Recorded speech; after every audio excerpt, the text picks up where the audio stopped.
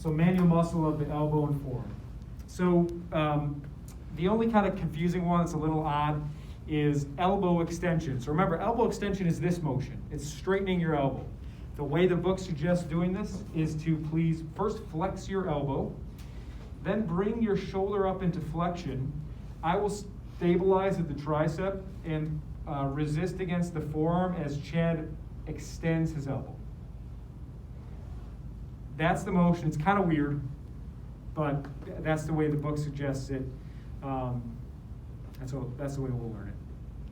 Practice it a few times, you'll definitely get that. Elbow flexion is kind of what you'd expect. It's a lot easier. I'm pretty sure the book says stabilize here at the biceps, and then you're just resisting elbow flexion at the forearm. I think that's what the book suggests, which is how I do it in practice and how almost everybody does it in practice. Supination and pronation aren't too difficult either. Try to get a good angle here. We'll do maybe this arm if that's okay. So what they want you to do is to just put your stabilizing hand under the elbow. Pretty simple. And that's mostly to make sure that as they do this, they're not bringing their shoulder out back and forth because you'll get different scores. So we're just going to keep it under the elbow.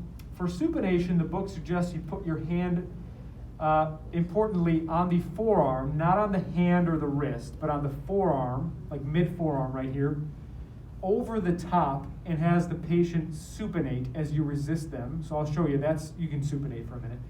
Okay, so that's supination. So I'm going to go ahead and do that again. I'm resisting now, and I get my score. Pronation is almost identical, except they want you to put the wrist, the hand underneath the forearm, almost like latch around them if your fingers are big enough.